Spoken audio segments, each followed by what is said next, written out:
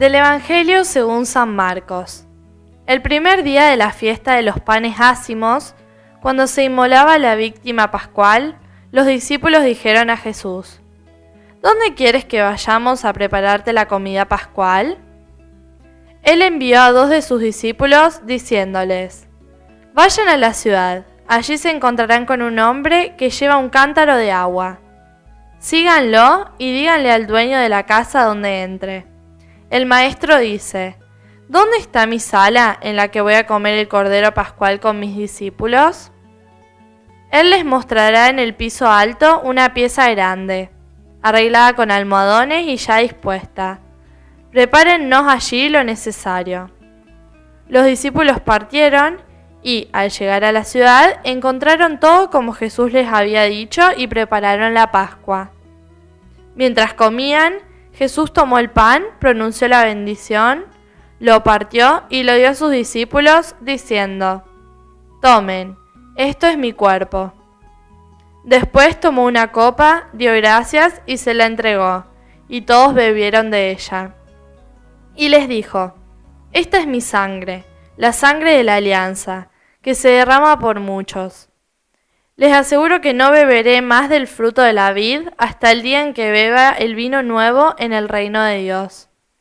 Después del canto de los salmos, salieron hacia el monte de los olivos. Hola amigos y amigas.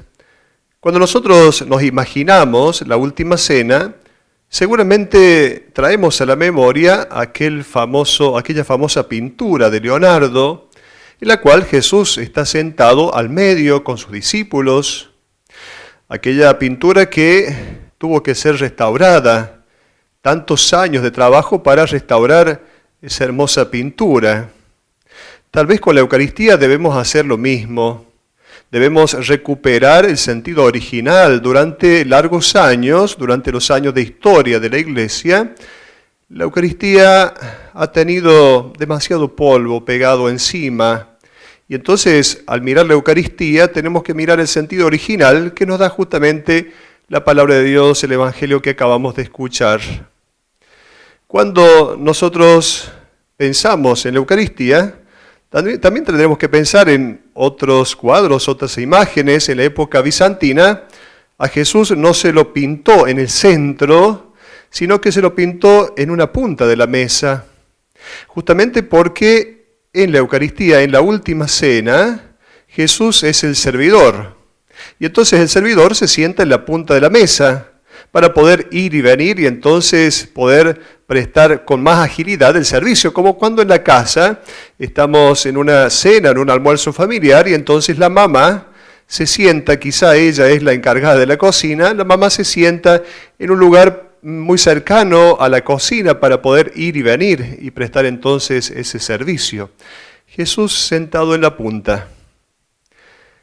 Dice el Evangelio de hoy que el primer día de los ácimos, el primer día de los panes ácimos, sucedió esto que acaba de relatarnos el Evangelio.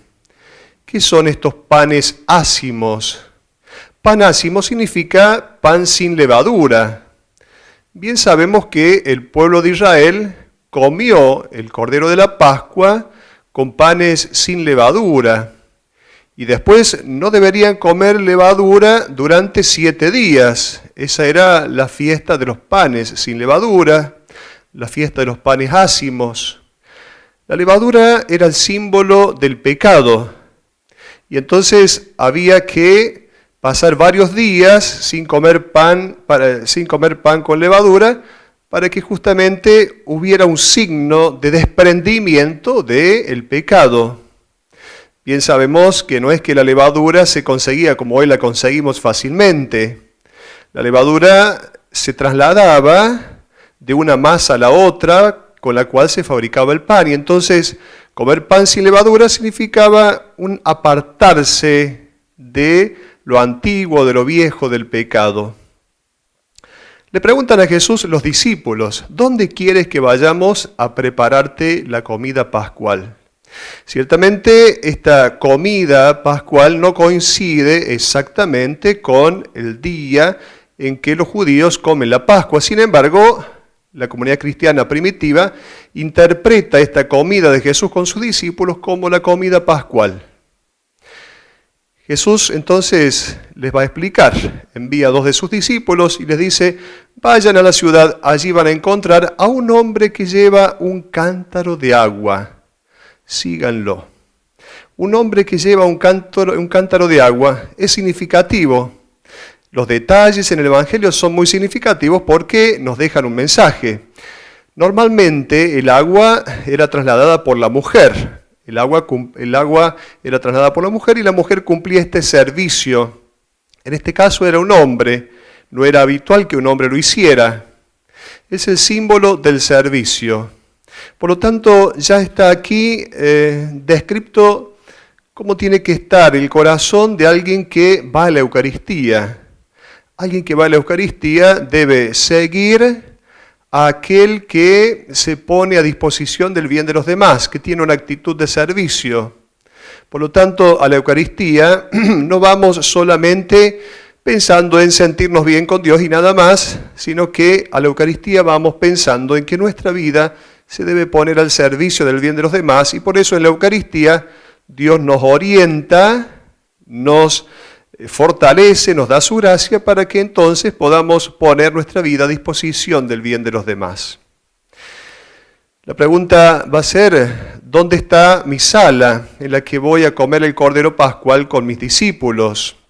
Y entonces Él les va a mostrar en el piso alto una sala grande, adornada o arreglada con almohadones. Aquí hay 3 detalles importantes.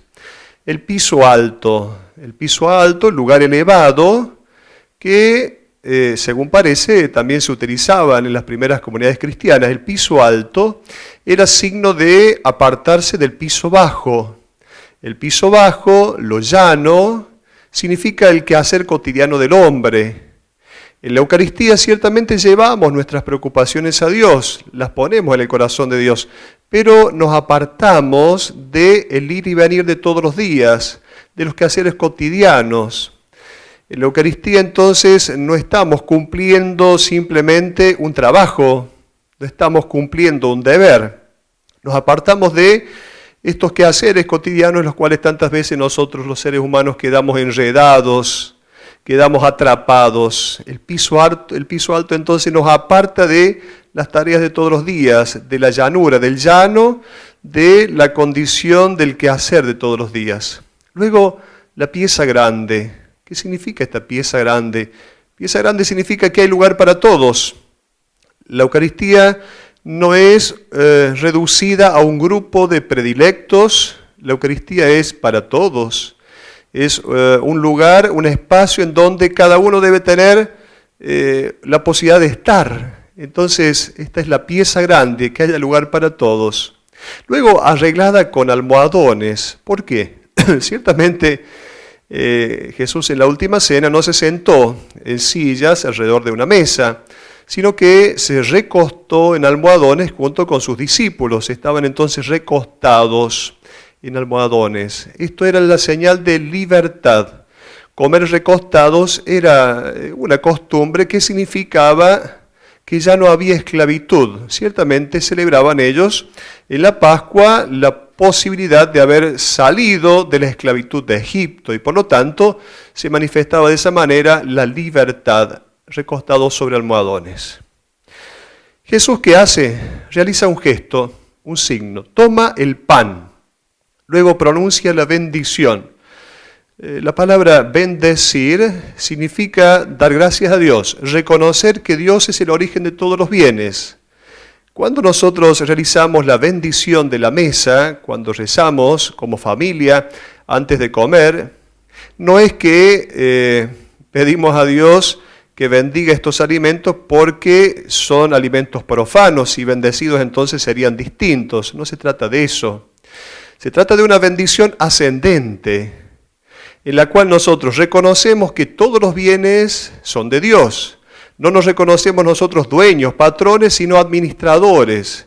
Y por lo tanto le damos gracias a Él porque nos ha entregado esos dones que hoy podemos tomar en su nombre.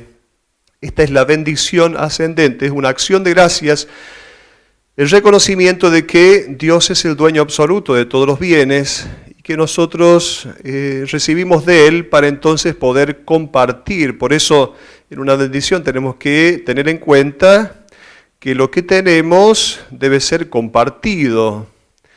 Los judíos de la época de Jesús no tomaban ni siquiera una aceituna o tomaban solamente el alimento de la medida de una aceituna sin haber bendecido, y lo que pasara de esa medida era como robarle a Dios, porque de Dios son los bienes que nosotros tenemos. Y entonces si no damos gracias a Dios previo al alimento, recibir el alimento, estamos robando a Dios algo que es de Él. Luego Jesús dice, tomen, esto es mi cuerpo. ¿Qué significa la palabra cuerpo? Ya lo vamos a ver. Primero Jesús toma el pan, toma del pan que había en la mesa.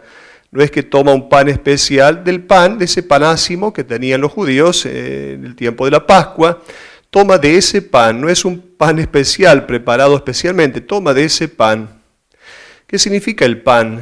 El pan es lo que el hombre necesita para vivir dignamente, para llevar adelante una vida plena. No es solo el pan material, es la salud, es la educación, es el afecto. Esto representa el pan. Jesús toma el pan. Luego el pan, en el pan están presentes la acción de Dios y la acción del hombre. Podríamos decir que se dan cita el milagro de Dios y el milagro de los hombres. Dios que hace crecer el trigo, la naturaleza que está presente allí también, y luego la acción del hombre, el trabajo de los hombres. En el pan no solo está presente la gratuidad de Dios, sino también la colaboración del hombre. Entonces, que Jesús haya tomado pan es significativo. No ha tomado un elemento, diríamos, una sustancia de la naturaleza sin ser elaborada. Ha tomado algo que la naturaleza nos regala, el trigo, luego los demás condimentos que llevan el pan, pero también ha tomado lo que el hombre aporta, su trabajo. Por eso en el pan está presente, podríamos decir, la acción de Dios y la acción de los hombres conjuntamente. ¿Por qué Jesús utiliza vino? Porque bien sabemos en la Biblia, el vino es el símbolo de la alegría. Y entonces se trata de esa alegría que nos viene de la certeza del amor de Dios. ¿Qué significa cuerpo? Cuando Jesús dice, tomen, esto es mi cuerpo, cuerpo significa no una parte del hombre. Es como si Jesús nos dijera, tomen, soy yo mismo, esto es el cuerpo. No es entonces una parte del ser humano. En nuestra mentalidad, quizá influenciada por la filosofía griega, pensamos que el ser humano está compuesto de cuerpo y alma, y por lo tanto el cuerpo sería solo una parte del hombre. En este caso bien sabemos que cuerpo significa la totalidad del hombre, en sus dimensiones positivas, en su energía, en todo lo que pueda hacer por los demás. Soy yo mismo. Es como si Jesús dijera, soy yo mismo que se pone a disposición de ustedes. ¿Qué significa la sangre? Tomen, este es el cáliz de mi sangre. La palabra sangre, la sangre en la Biblia significa la vida. Por lo tanto, una vez más, la sangre no es una parte del hombre. Si pensamos esta manera de estar compuesto el hombre en esta antropología griega, pensamos, bueno, si el ser humano está compuesto de cuerpo y alma, por lo tanto una parte del ser humano es el cuerpo y dentro del cuerpo la sangre no. La sangre es la vida, la vida. Jesús nos da su vida, la entrega en cruz. Esta es la entrega total de la vida. El amor llega hasta ahí. Por lo tanto, cuando nosotros comulgamos, ¿qué estamos haciendo? Estamos recibiendo esta propuesta de vida donada, de vida entregada, que Jesús ha llevado adelante durante toda su vida, desde el momento mismo de su encarnación y finalmente expresada en su vida pública hasta la consumación en la muerte en cruz, en la Pascua, en la muerte y resurrección. Por lo tanto, cuando nosotros comulgamos, comemos Comer significa aceptar, comer significa asimilar. Por eso decimos que sí, antes de comulgar decimos amén. Amén que no significa solo un así sea. Amén que significa así es cierto, es verdad. Por lo tanto, queremos nosotros compartir el destino de Jesús. Podríamos decir que la comunión es el momento de la celebración del matrimonio, como ponerse los anillos en el matrimonio. Justamente porque aceptamos vivir el mismo destino del Maestro, asimilamos su vida, asimilamos su propuesta de vida. Por lo tanto, cuando comulgamos, es ahí cuando se genera en nosotros la decisión que Jesús nos pone en el corazón de llevar adelante una vida de entrega como la suya. En la comunión, entonces, podríamos decir, empezamos a correr el mismo riesgo de Jesús, de una entrega de vida por amor. Por lo tanto, es ahí cuando comulgar significa una aceptación total de la propuesta de Jesús. Por lo tanto, entonces se trata de las bodas del Cordero.